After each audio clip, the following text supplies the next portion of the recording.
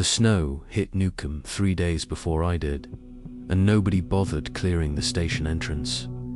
I had to shoulder the door twice to get it open, scraping a semicircle through the drift. Inside smelled like burnt coffee and wet wool. The radiator ticked.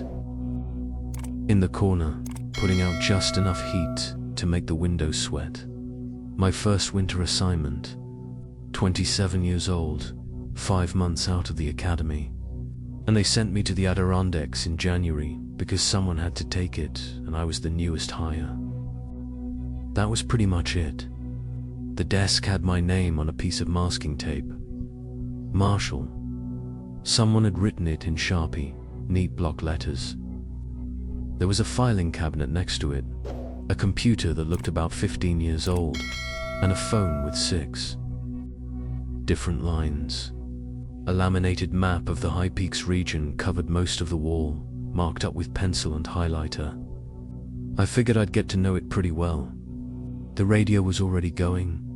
Voices came through every couple of minutes. Mostly dispatched, coordinating with rangers further south. I listened while I unpacked my duffel. Overdue hiker near Lake Seng. Possible ankle injury on Algonquin. Someone's dog got loose at the trailhead and they wanted us to keep an eye out. Standard stuff, I thought. Christina Hughes showed up around 10 o'clock. She was my supervisor. The one who'd called me twice before I drove up to make sure I actually owned insulated boots. She had dark hair pulled back tight and the kind of walk that made people get out of the way without her asking. "You made it," she said. "Yeah, road wasn't too bad. Fine until Newcomb. Lot of ice on Route 28 North." She nodded, already moving. "Pass me to check the logbook. You'll do a supply run to Lake Placid this afternoon. We need flares, batteries, and more propane for the portable heaters. I'll email you the list." "Okay."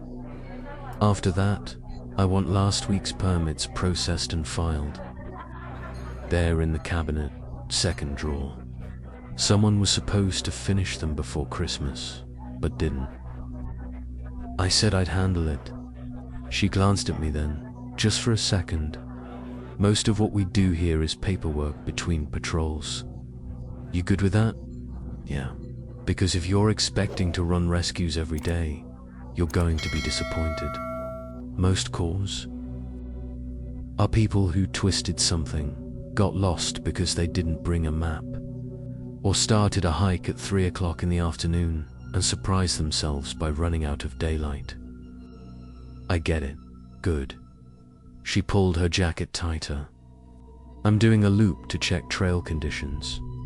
Back by for radio if anything urgent comes through." Then she was gone. And it was just me and the ticking radiator and the voices on the radio.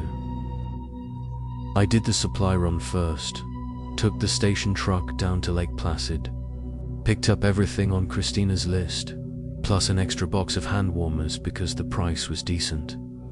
The guy at the outdoor supply shop asked if I was new, and I said, "Yeah," he said.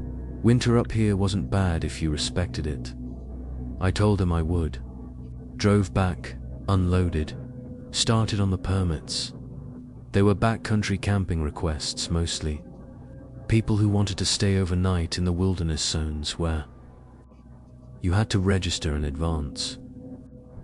I read through them one by one, checking dates and group sizes, making sure nobody had written down something stupid like indefinite for their return date.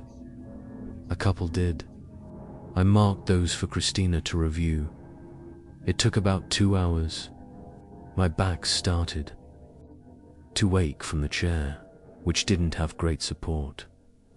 And I kept getting up to stretch and look out the window. Just trees and snow, not a soul around. The radio kept going.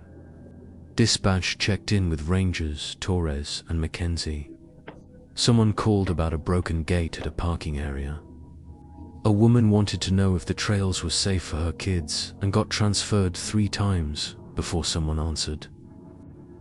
her properly. I wanted Toby out there. That was the truth of it. I didn't join DC to sit at a desk and process forms. But Christina was right. Most of the job was this waiting, maintaining, keeping things running so that when something did happen, we were ready. Still bugged me a little. Around 3, someone knocked. I got up and opened the door. The guy standing there was tall, maybe 61, with long black hair tied back and a face that looked like it spent a lot of time outside. His jacket was old but good quality, technical fabric that had seen some miles. He had a pack slung over one shoulder. "Help you?" I said. "Glenn Reed, say our liaison. Christina around patrol back by 4. He nodded and stepped inside without waiting for an invitation, which I guess was fine since he clearly knew the place. He set his pack down carefully and pulled off his gloves. That's when I saw the scars.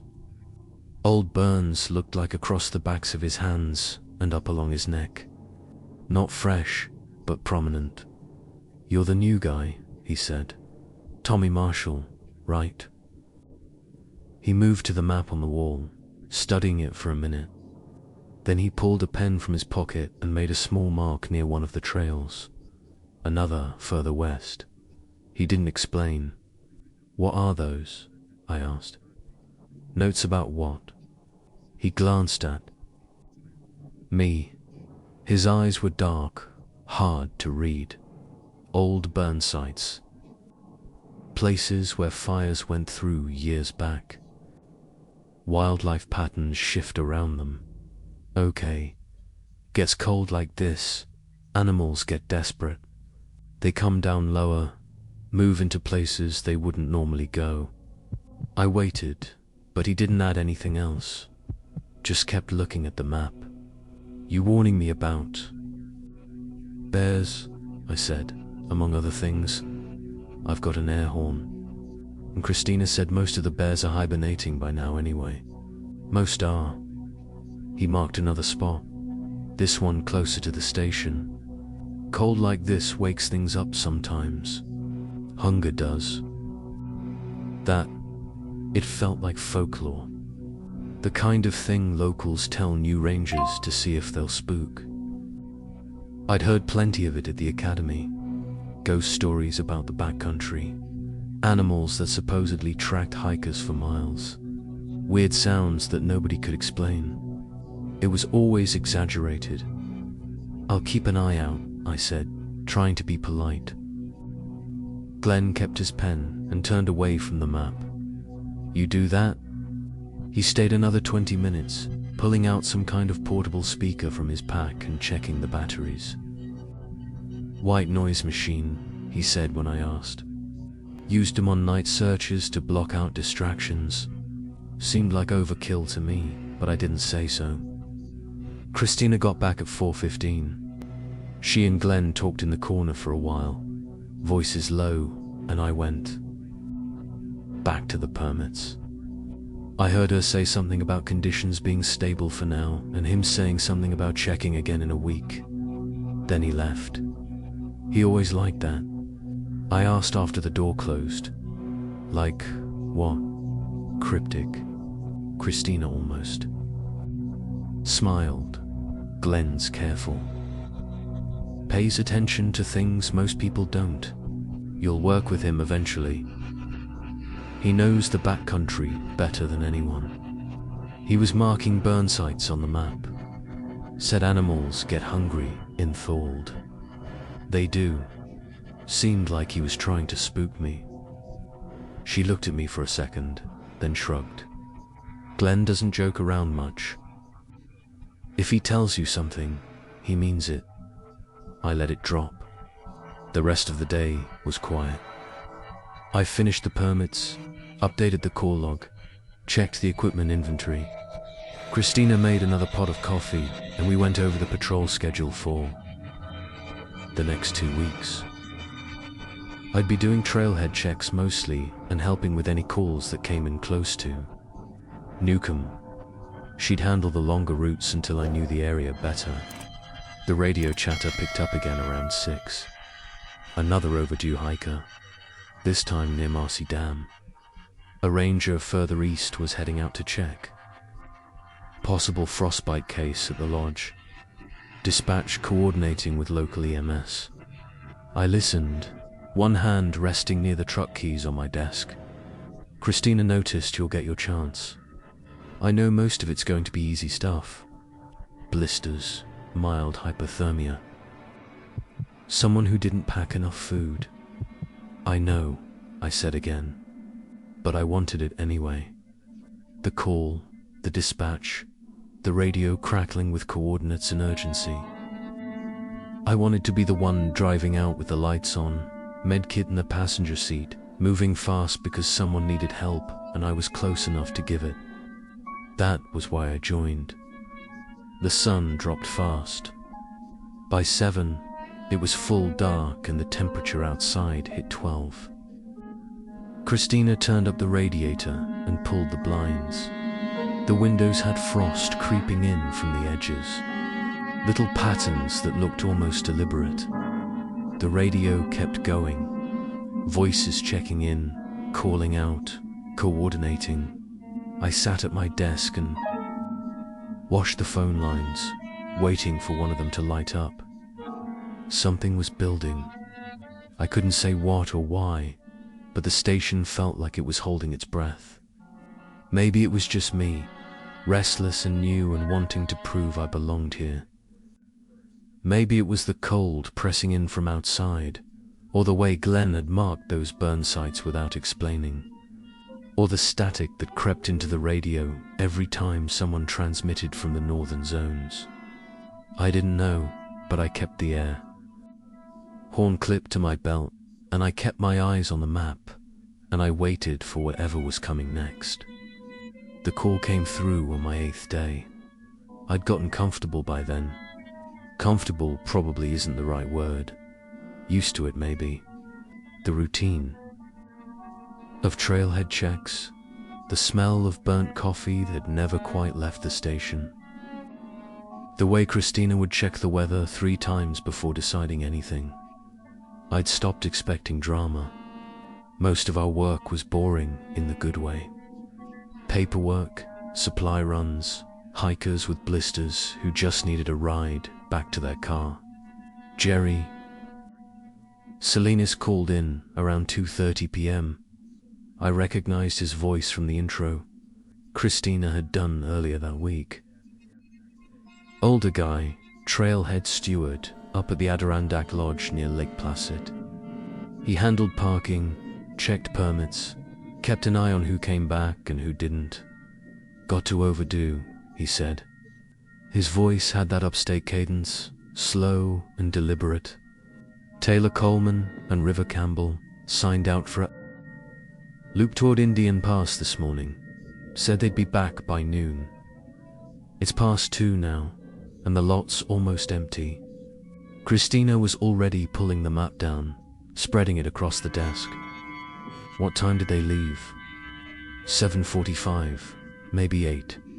I've got there. Permit here.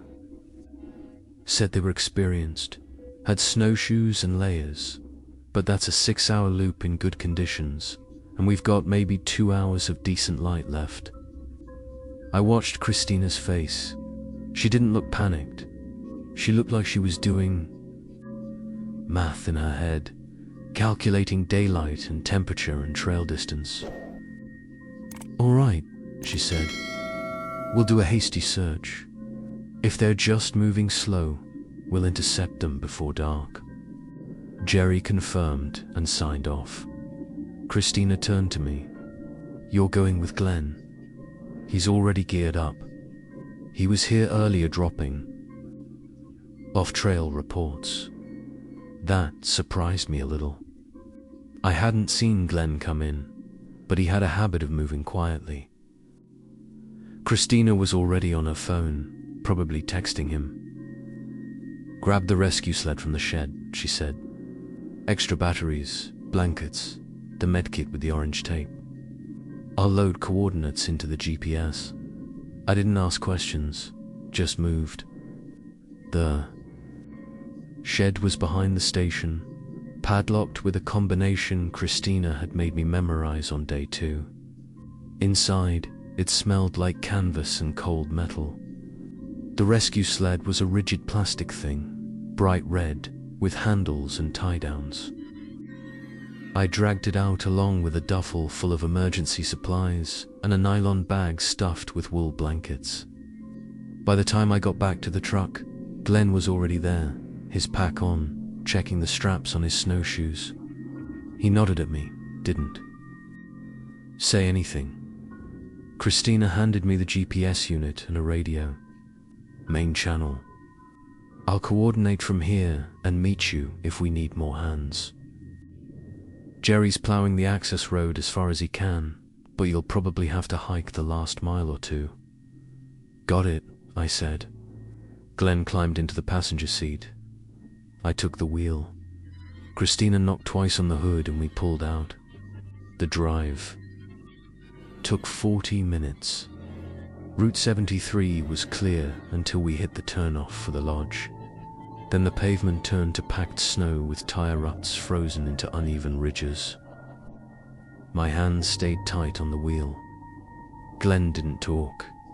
He just watched the trees, his head turning slightly every so often like he was cataloging something.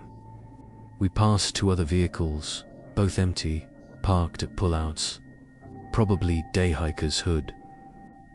Gotten back before the cold really set in. The sun was already starting to drop, turning everything pale, orange, and blue. The road ended at a snowbank taller than the truck's hood. Someone had plowed up to this point and then stopped. Probably Jerry. I could see the plow's scrape marks in the snow. Here, Glenn said. I killed the engine. The temperature had dropped to maybe 15. I pulled on my parka, checked the belt clip for my air horn, and grabbed my pack. Glenn was already out, pulling the sled free from the truck bed. He clipped it to a harness he'd rigged and tested the drag with one smooth pull. You take point, he said. I'll manage Ed's sled. I nodded and clicked on my headlamp. Even though we still had some daylight, better to have it ready. Glenn did the same, then checked his radio. I heard the squelch as he cycled through channels. Set to main, he said. I checked mine. Same. Good. Here. We started up the road.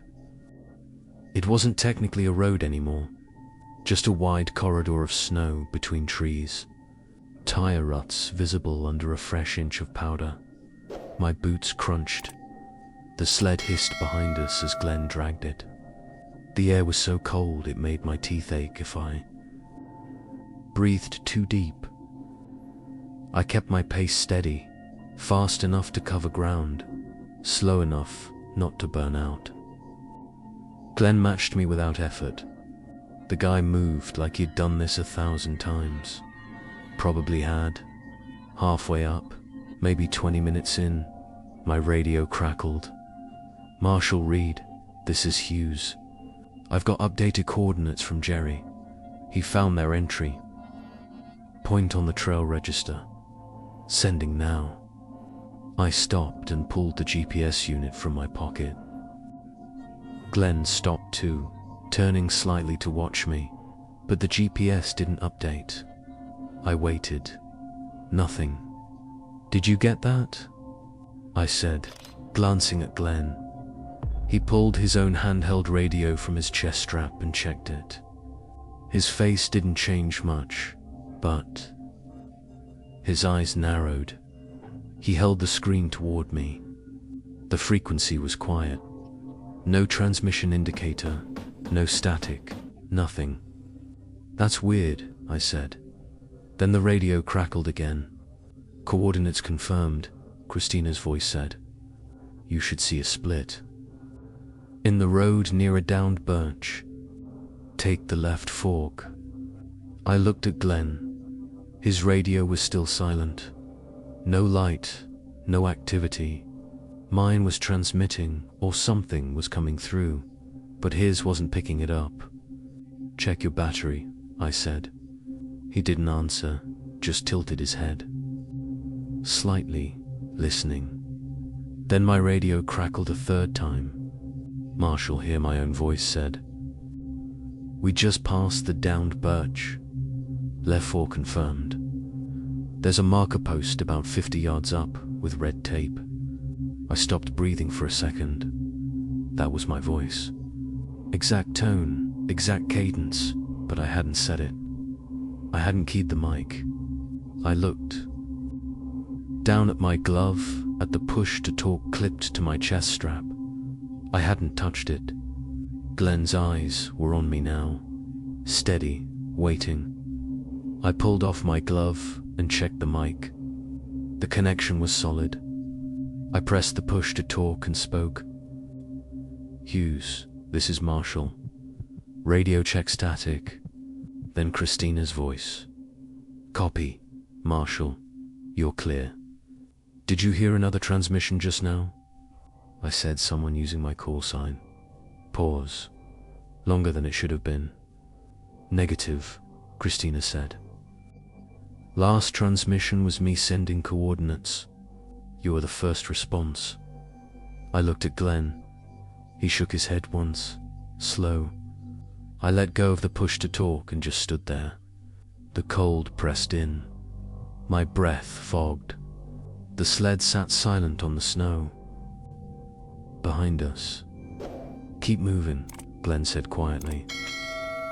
I wanted to argue, wanted to check the radio again, cycle through channels, verify something. But Glenn was already pulling the sled forward, and the light was dropping fast. I started walking, but I kept the radio on, kept listening. My brain was trying to make sense of it. Maybe a bound signal, maybe another ranger further out using the same frequency. Maybe some kind of equipment malfunction. None of it fit right. The voice had been exact, not similar, exact. I checked my mic twice. More as we hiked, checked the clip, checked my gloves to make sure I hadn't brushed the talk button by accident. Nothing explained it. Glenn didn't say anything, didn't ask, just kept pace behind me, the sled scraping steady through the snow. We reached the start of the loop maybe 10 minutes later. There was a wooden sign, weathered and half buried, with trail names carved into it. Indian Pass to the left. Someone had tied red flagging tape to a branch nearby, fluttering in the wind. I stopped and scanned the snow. Boot prints, maybe a day old. Snowshoe tracks leading off into the trees. Glenn pulled up beside me and crouched, studying the tracks without touching them. 2 people, he said, heading in. I nodded. My hand stayed near my radio. The strangeness from earlier hadn't left. It sat in my chest, tight and cold, and I couldn't shake it. The trees ahead looked darker than they should have. The wind had picked up. Somewhere far off, I thought I heard something.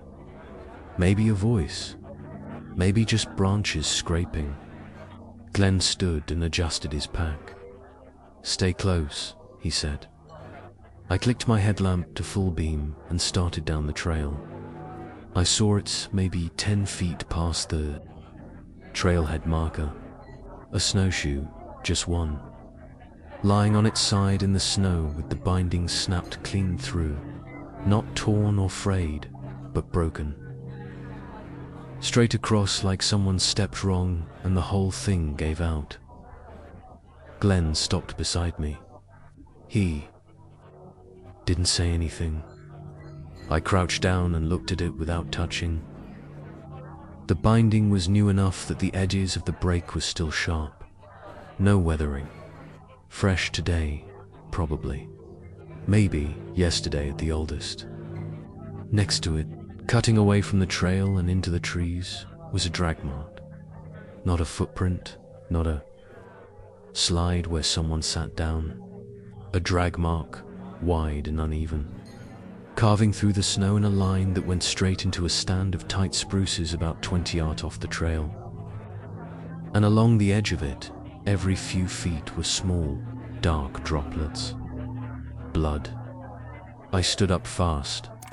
My chest went tight in a way that had nothing to do with the cold. Glenn was already looking at the trees. He tilted his head same way he did back on the road when my radio went strange. Listening, I keyed my radio. Hughes, this is Marshall. We're at the loop start. We've got a broken snowshoe and a drag mark heading off trail with what looks like blood. We're going in. Static for a second. Then Christina's voice came through clear. Copy that.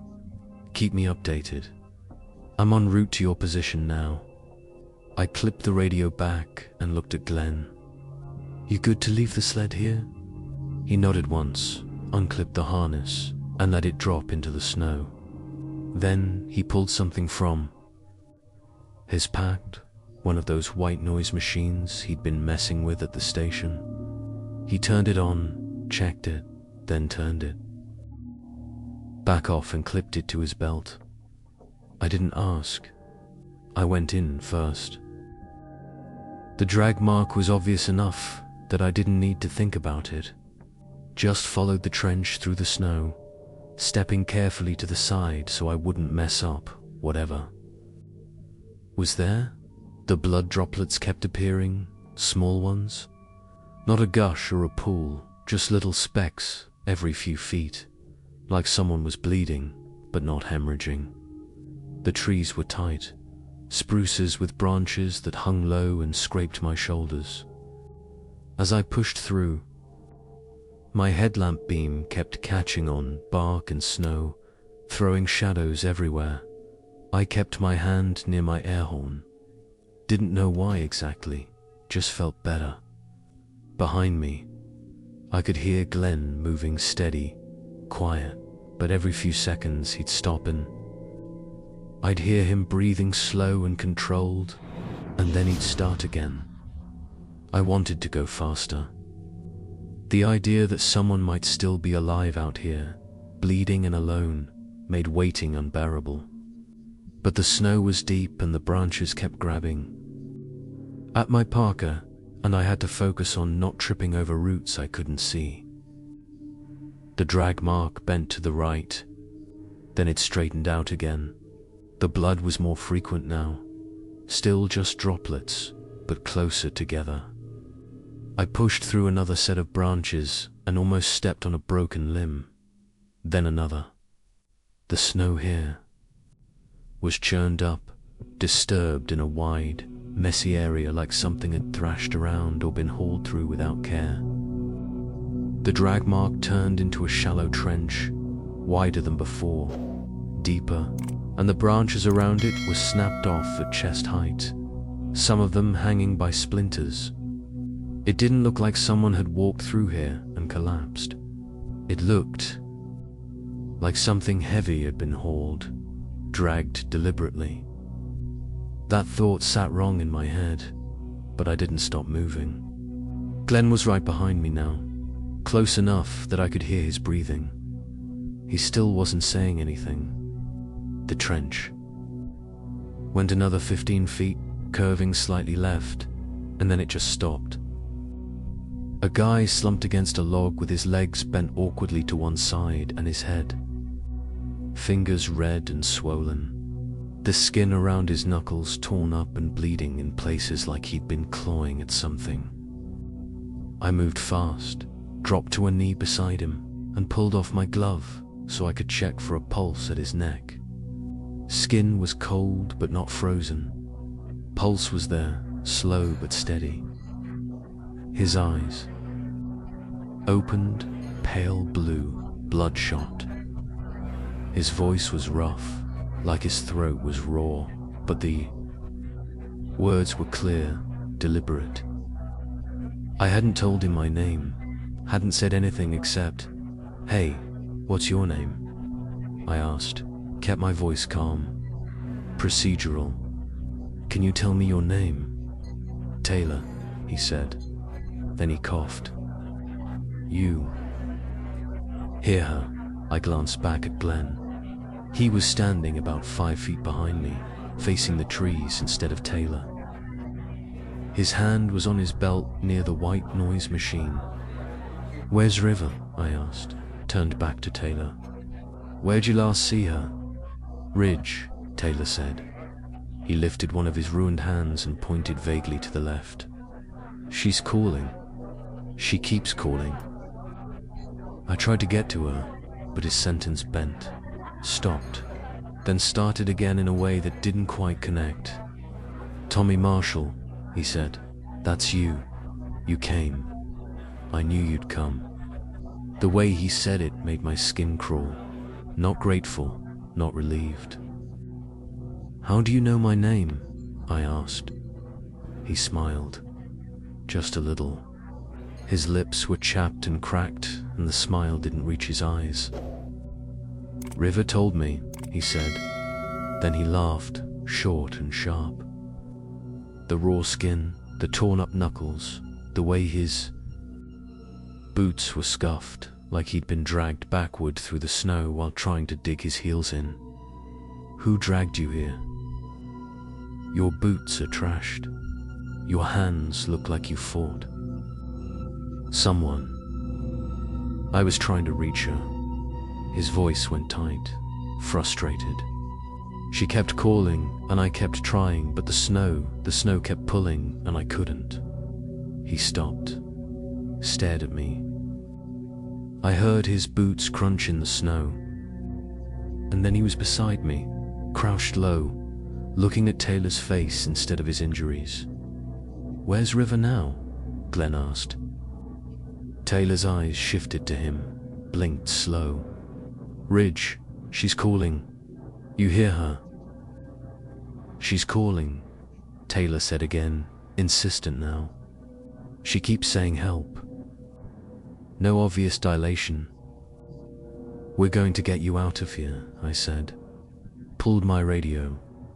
Hugh, this is Marshall. We found Taylor Coleman. He's alive, conscious, but disoriented. Possible hypothermia and hand injuries. Where's River? Calling, he said. Ridge, you hear her? Taylor says she's on a ridge, but he's not making full sense. We'll extract him first and reassess. Copy, Christina said. I'm 10 minutes out. I clipped the radio and started checking Taylor's legs for breaks. Everything seemed intact, cold, but not frostbitten. His jacket woastin, but the layers underneath were still dry. Glenn stood up. He wasn't looking at Taylor anymore. He was looking at the trees again, head tilted, and his hand was on that white noise machine. We need to move, Glenn said. I'm checking him first, I said. Now, Glenn said. His voice didn't change, still calm, but there was weight behind it. I looked up at him. His eyes were scanning the tree line in slow sweeps left to right, and his jaw was tight. What is it? I asked. We need to move, he said again. Taylor laughed, short and sharp, same as before. Tommy Marshall, he said. River said you'd come. She said it exactly right. I pulled Taylor's arm over my shoulder and hauled him up. He was heavier than he looked, dead weight, leaning into me, but he got his feet under him enough to shuffle. Glenn moved in on the other side and took Taylor's other arm without a word. We started back through the trees, faster than I wanted. To go with someone in Taylor's condition, but Glenn set the pace and I matched it. Taylor kept talking, mumbling mostly. My name twice more. River's name. Something about the snow pulling. Something about her voice. I kept my eyes on the drag. Mark we'd followed in, retracing it step by step, And I didn't look at the trees, but I wanted to because Glenn kept glancing at them, and his hand never left that white noise machine. Chapter 4. Heard the snowmobile before I saw it. The engine cut through the quiet maybe 30 seconds before Christina peered around the bend, headlamp bouncing with the terrain. She had the bigger Yamaha, the one we kept for heavy hauls, and she'd strapped a hardcase medkit across the back, along with what looked like the station's backup radio unit, the one with the external antenna. She killed the engine and swung off. In one motion, status, conscious, I said, disoriented. Hands are torn up. Possible hypothermia. He keeps talking about river calling from a ridge. Christina moved past me and crouched next to Taylor. She set the medkit down, popped it open, and pulled out a pen light. Taylor, I'm Christina. I'm a ranger. Can you tell me where it hurts? Taylor blinked at her slow. His lips were cracked and his face had that waxy look people get when their core temp drops. River, he said. She's calling. We'll find River, Christina said. She checked his pupils with the penlight, then his hands, turning them over carefully. The knuckles were bad, torn skin, some of it down to raw meat. She pulled a foil blanket from the kit and draped it over his shoulders. Tommy, get some heat packs on him. Core and extremities.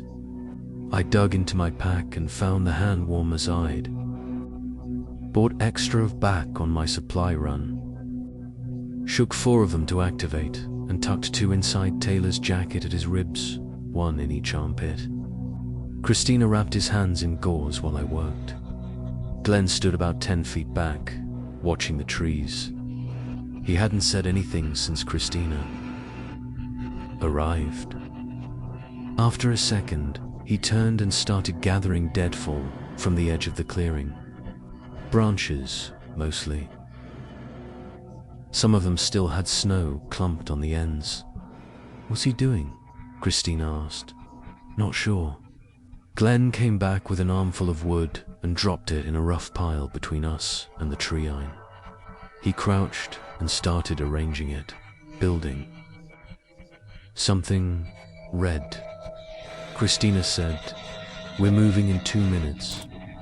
"Fire first," Glenn said. He didn't look up. "We don't have time for fire and noise." Glenn pulled a lighter from his pocket. "Then we move." Christina stood. He's hypothermic and losing blood from his hands. We get him to the sled. We get him out and we meet the ambulance at the access road. That's the protocol. Protocol doesn't cover this. Cover what? Glenn didn't answer. He got the lighter going and held it to a dry piece of bark until it caught.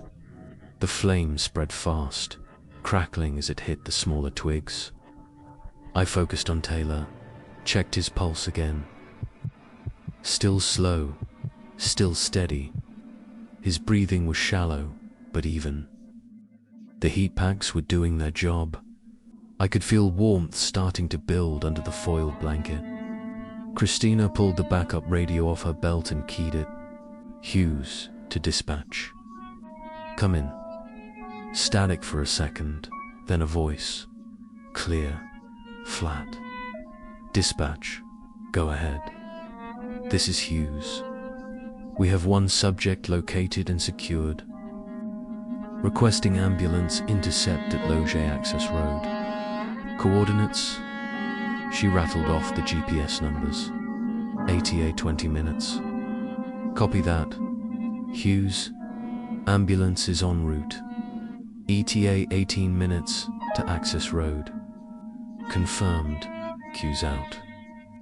She clipped the radio back and looked at me. "Let's get him on the sled." I nodded, started to stand. Then I stopped. The reply had been too fast and too clean. We'd been fighting reception all the way in. My radio had picked up Christina earlier, but Glenn's had stayed silent. And that voice I'd heard, my own voice, the one I hadn't spoken, had come through garbled and distant, the way transmissions do when they're bouncing off ridges or pushing through dense tree cover. But Francis, the dispatcher, had come through. Perfect, no static, no delay, just clean audio. Like he was standing 10 feet away instead of coordinating from a console 40 meters out. I pulled my radio off my belt and checked the signal indicator. 2 bars, weak but functional. Tommy, I looked at Christina. That came through really clear. Good equipment, she said. Let's move, yeah. I clipped the radio back. Yeah, okay. But it didn't sit right. We got Taylor onto the sled. Christina and I lifted while Glenn steadied the frame, and we strapped him in with the nylon harnesses across his chest and thighs. Taylor didn't fight it. He just kept mumbling. River's name mostly. Sometimes mine. Glenn clipped back into the sled harness, and I took point again. Christina followed behind with her hand on the medkit strapped to her belt.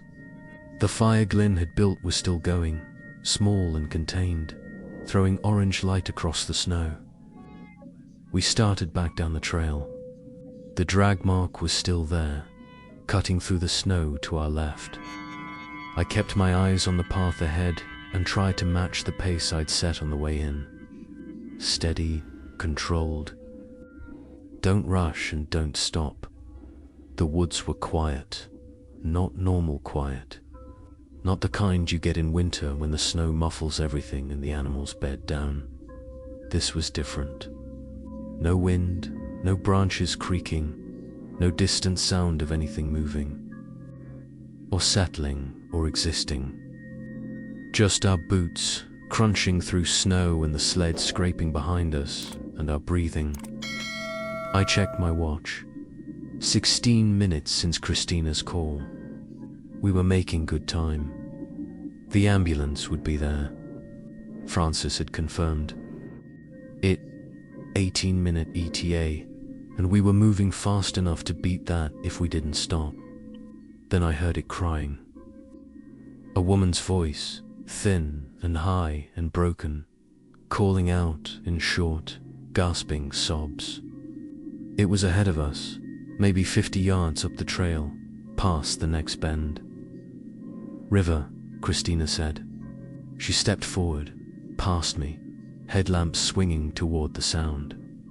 The crying came again, louder this time, clearer, too clear.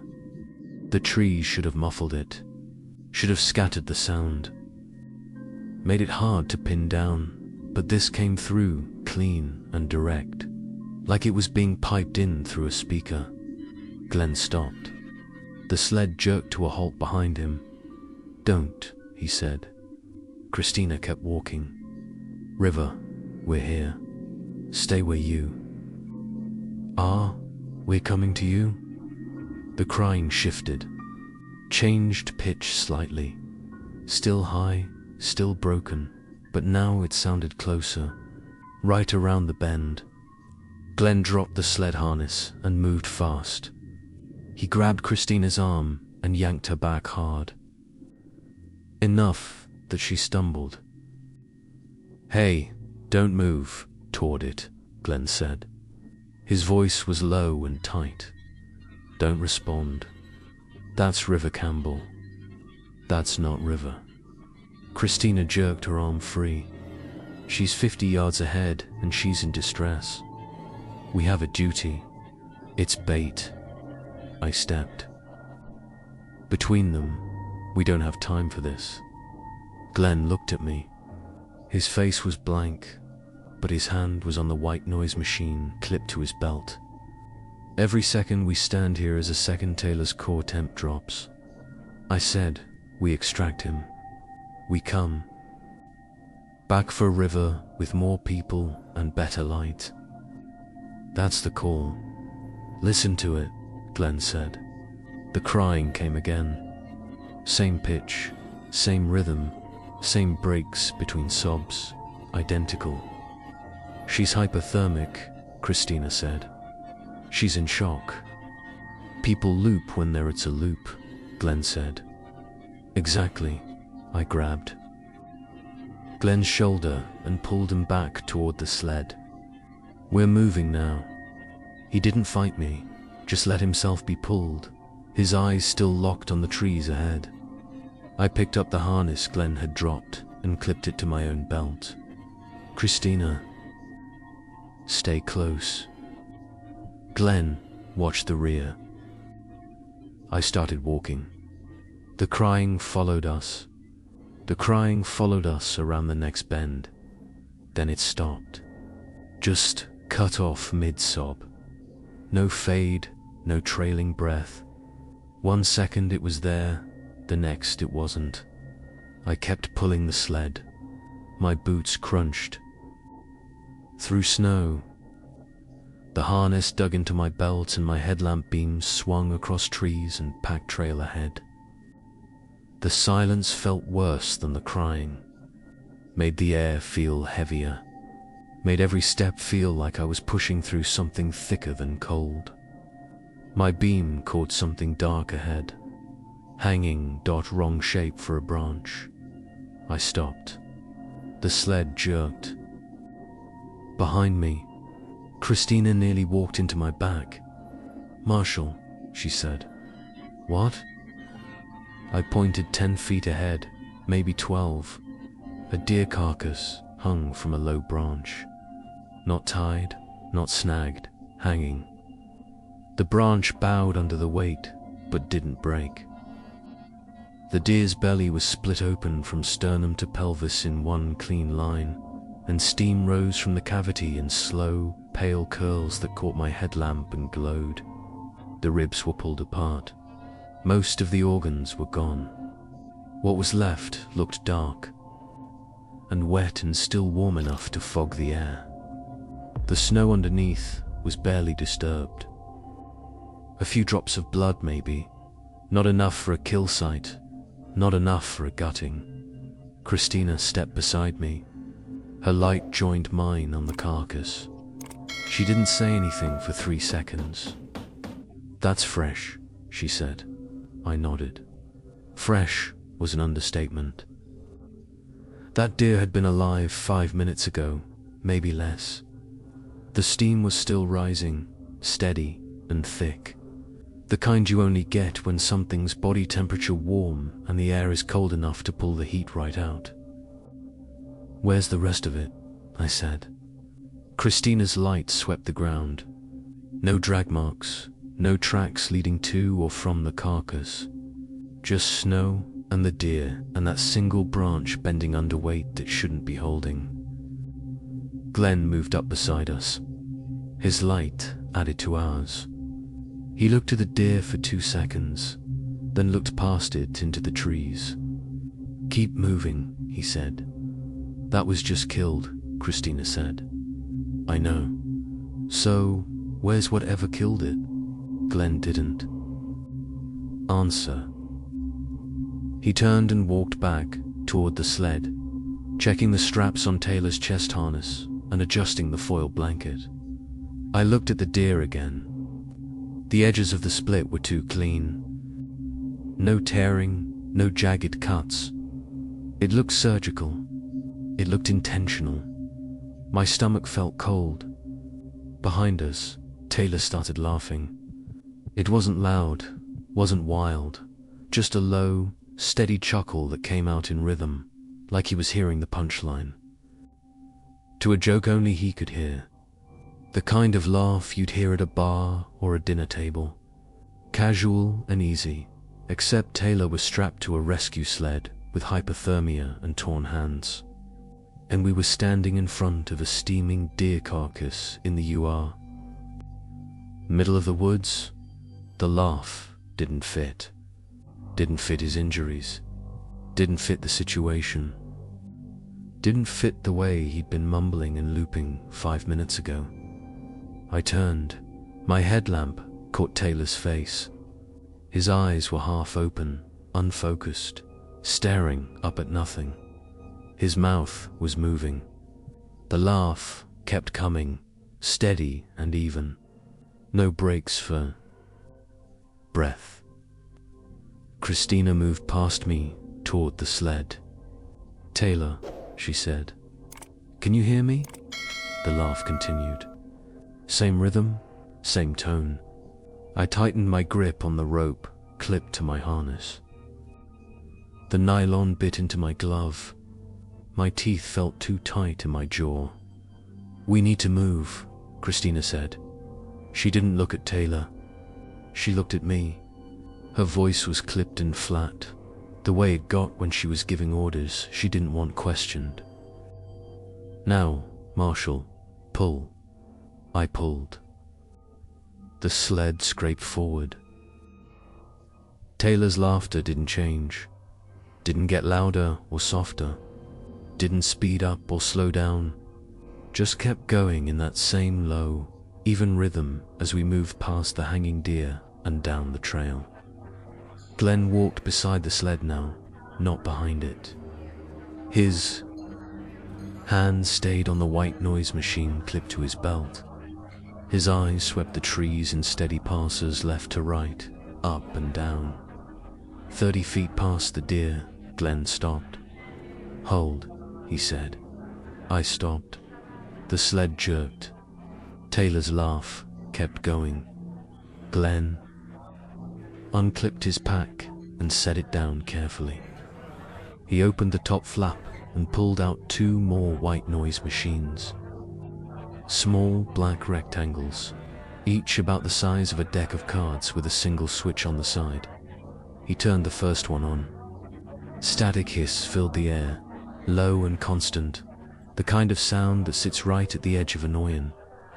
He set it down on a flat rock beside the trail, then walked 10 feet to the right and placed the second one on a fallen log. "What are you doing?" Christina said. Glenn didn't answer. He pulled the third machine from his belt, walked 15 feet up the trail past where I was standing, and set it on a stump. Then he flipped the switch. The hiss tripled, layered. It filled the air from 3 directions, a constant wash of white noise. That made my teeth itch and my jaw clench. It wasn't loud exactly, just present, persistent, the kind of sound that gets inside your ears and stays there. Taylor's laughter cut off, just stopped mid-breath, like someone had pressed mute. I turned and looked at him. His mouth was still open. His chest was still rising and falling, but no sound came out. His eyes stayed unfocused, staring up at nothing, but the laugh was gone. Christina looked at Glenn. "What did you just do?" Glenn walked back to his pack and clipped it on. "Noise helps," he said. "Blocks it out." "Blocks what out?" He didn't answer. He picked up the rope I dropped and handed it back to me. "Keep moving. Don't stop until we hit the access road." I took the rope. My hand was shaking a little. I blamed the cold. We started walking again. The white noise followed us from behind, fading slowly as we put distance between us and the machines. My teeth still itched. My jaw still felt too tight. But Taylor stayed quiet. 20 feet later, I saw the tracks. They were off to the left, maybe 6 feet from the trail edge, running parallel to the path we were taking. Long impressions in the snow, deep enough that my headlamp caught the shadow inside each one. They weren't boot prints, weren't snowshoe prints. They were too narrow, too long, and spaced too far apart. 4 points at the front of each track. Pointed, patched. They looked like hoof prints at first glance, but the spacing was wrong. The depth was wrong, and hooves don't leave claw marks. "Christina," I said. She'd already seen them. Her light was locked on the tracks, following them forward into the dark where they disappeared past the range of our headlamps. "Moose," she said. I looked at her. She didn't look at me. "That's a sick moose," she said. Her voice was steady, practical, the same tone she used when explaining patrol schedules or supply runs. "Moose get sick, their gait changes, CWD, injury, infection. They dragged their hoofs differently, leave different prints." Her light stayed on the tracks. She didn't blink. Glenn made a sound that might have been a laugh if Glenn laughed. "That's not a moose," he said. Christina's jaw tightened. "Then what is it?" "Don't know." "Then how do you know it's not a moose?" Glenn stopped walking. I stopped. The sled stopped. Taylor stayed silent on the sled, eyes half open, staring at nothing. Glenn looked at Christina. His face was blank, calm. The same expression he'd had when he yanked her back from the crying, when he'd stared at the hanging deer, when he'd set the white noise machines without explaining. "Oos don't listen to radios," he said. Christina stared at him. "What?" "Something out here listens." Glenn said he wasn't looking at her anymore. He was looking at the trees. Listens to radios, learns voices, plays them back. My stomach dropped. The transmission, my own voice saying words I hadn't said, giving details I hadn't reported, coming through my radio, clear and exact, while Glenn stayed silent. "That was bait," I said. Glenn nodded once. "The coordinates Christina sent." I said the update about the downed birch in the left fork. "That wasn't her." "Probably was," Glenn said. "First transmission, but the second one, the one with your voice." He looked at me. "That wasn't you." I thought about the timing, how fast it had paired. Come through, how precise it was, how it had used my name, my cadence, my exact tone. "It was trying to separate us," I said. Glenn nodded again. Christina's hand moved to her radio. She pulled it off her belt and stared at the screen. 2 bars. Channel 3. Her thumb hovered over the push-to talk button, then pulled back. "The ambulance," she said. "Dispatch confirmed 18 minutes. That was," she checked her watch. "That was clear. Too clear." "Yeah," Glenn said. "So, we don't know if an ambulance is actually coming." "No." The cold pressed in closer. My headlamp beam felt smaller. The darkness passed, the light felt heavier, thicker, like it was paying attention, like it was listening. I looked at the tracks again.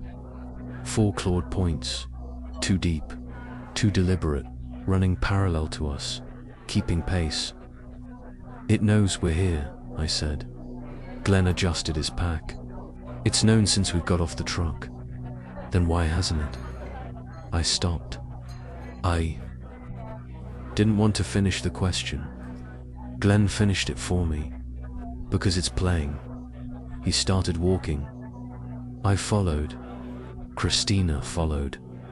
The sled scraped through snow. Taylor stayed silent, eyes open, staring at nothing. The tracks stayed with us. 6 feet to the left, parallel, steady. And somewhere past the edge of my headlamp beam, I felt something cold and patient watching us move. Taylor stopped breathing around the 5-minute mark.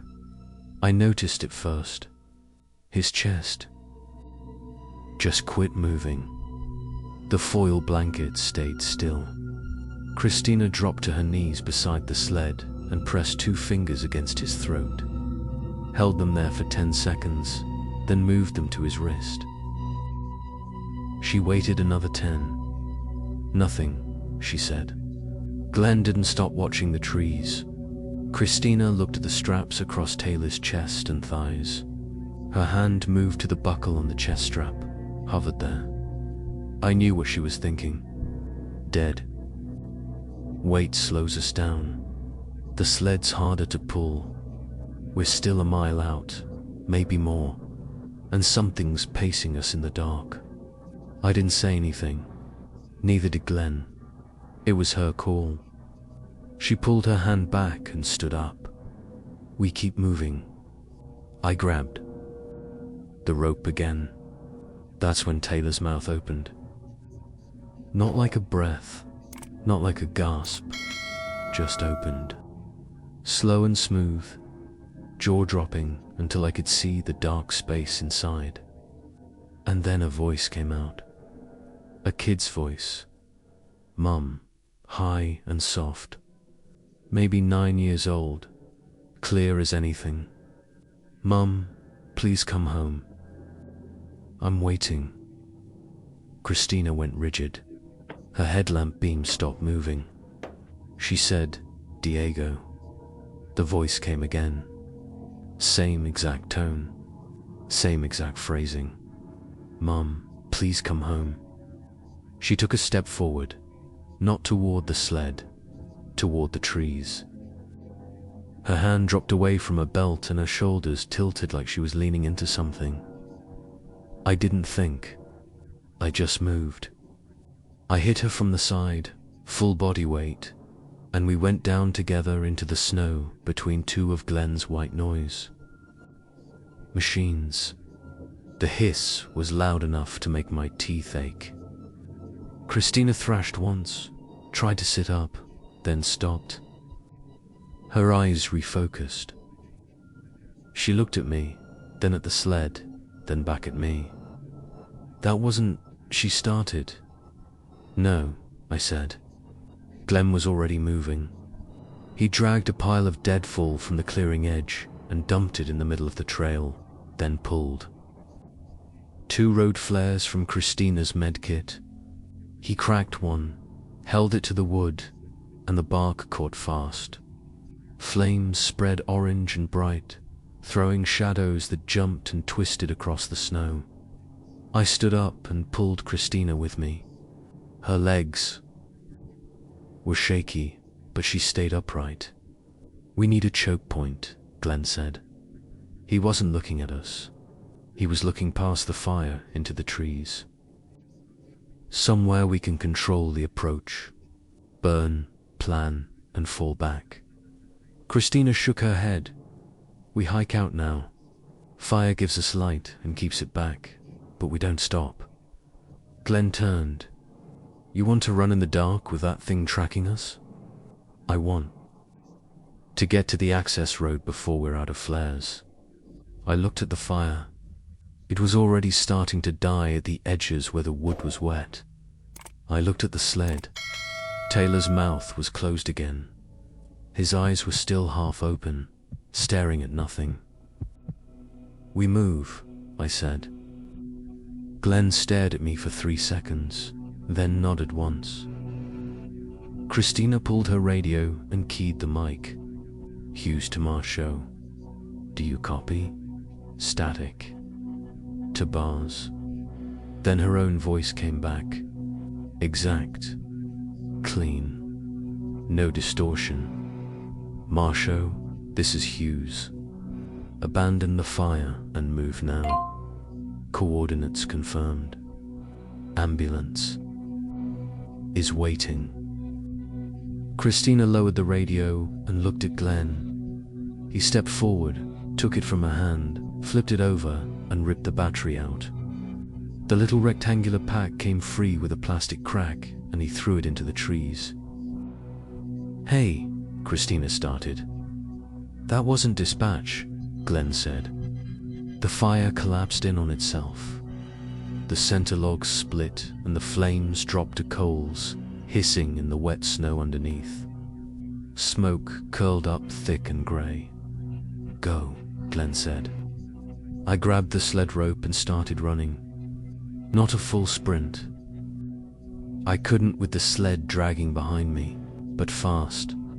Faster than I should have been, moving on a night trail with 50 pounds of dead weight and uneven snow. Christina stayed close on my left, Glenn on my right. The fire disappeared behind us. The darkness came back. The tracks were still there, 6 feet to the left, keeping pace. I didn't look at them. I kept my eyes on the trail and my hand on the rope and my breath steady. My chest burned, my legs burned.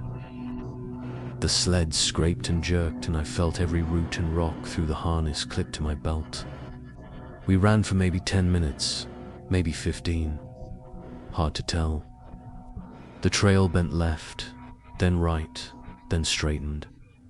The trees thinned slightly, and I thought I saw open space ahead. Then Glenn grabbed my shoulder and yanked me right off the main trail onto a narrower fork I hadn't even seen. Fire tower, he said. Christina didn't argue. We followed him up the incline, boots slipping on the slope, the sled dragging sideways, and catching on every low branch. The trail got steeper. My lungs were screaming. I didn't stop. The tower appeared maybe 2 minutes later. Old steel frame, maybe 60 feet tall, with a wooden platform at the top and a narrow zigzag staircase going up. The base was surrounded by deadfall and a rusted sign that said closed, unsafe. Up, Glenn said. Christina started climbing first. Her boots rang on the metal steps, loud and sharp. I unclipped from the sled harness and tied the rope to my belt. Instead, then started hauling it up hand over hand while I climbed. Taylor's body swung and bumped against the frame. I didn't look down. Glenn stayed on the landing below us. He pulled the last 3 white noisy machines from his pack and set them on the platform in a triangle, all switched on. The hiss layered and swelled. I reached the top and pulled the sled up after me, dragging it over the edge of the platform. Christina was already at the far side, watching the trees. Then the metal banged, not wind, not settling. A sharp, deliberate strike from below. Another bang closer.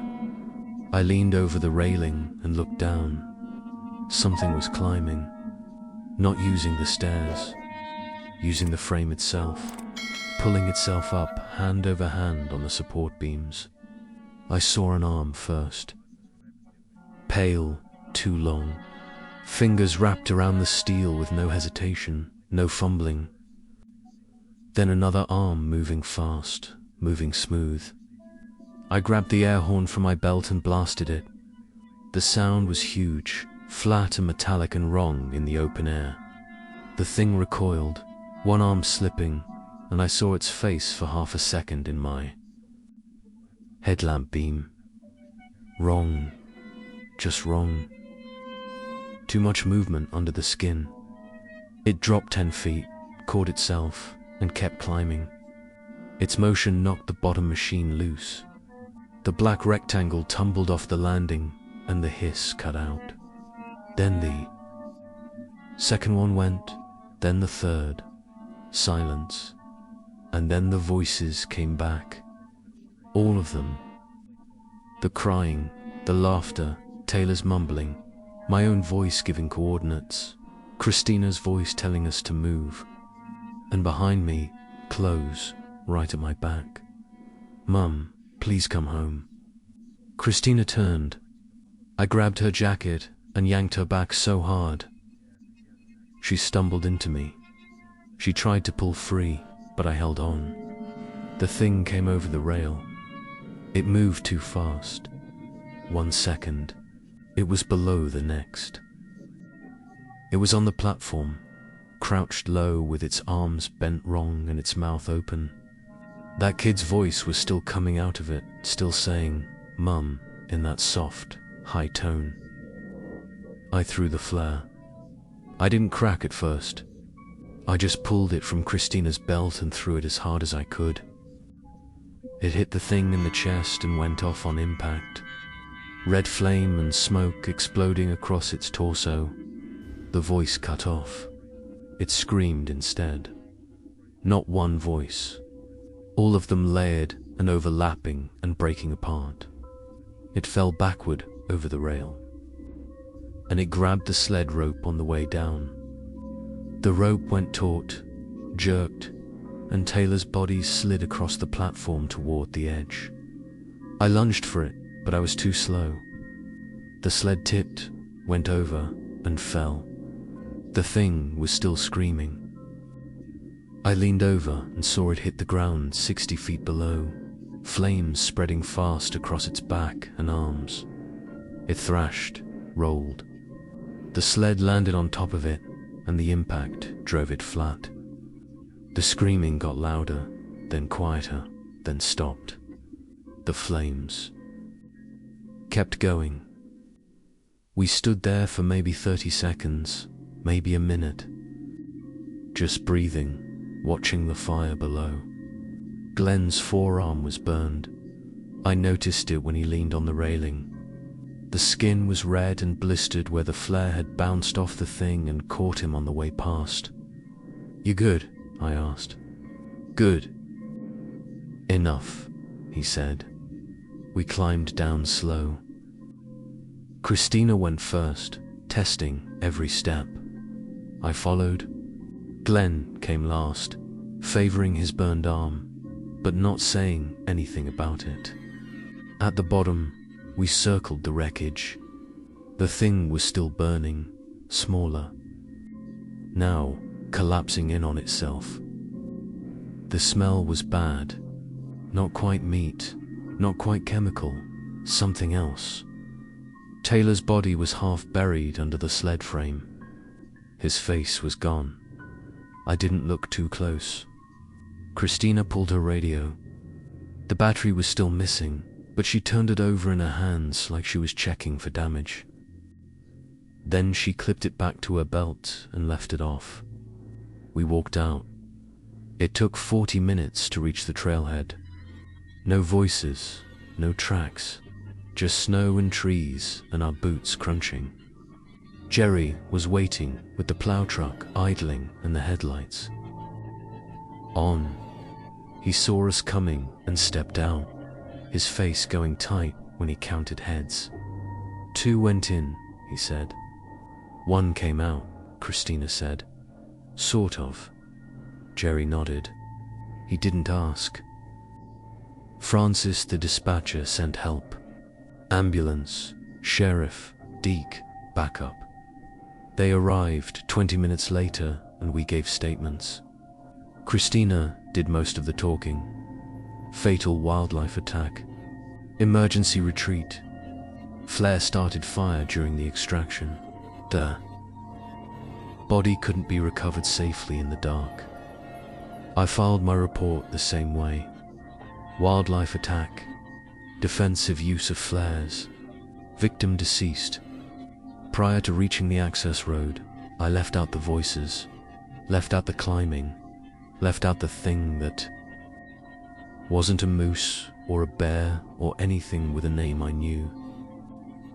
Nobody asked. Maybe they didn't want to know. After that night, I stopped trusting radio's certainty in dead zones. If a transmission comes through to clean, too fast, I don't follow it. I check twice. I wait for confirmation I can see. And I keep the air horn on my belt because the cost of being wrong already rode out on a rescue sled and I'm not paying it again.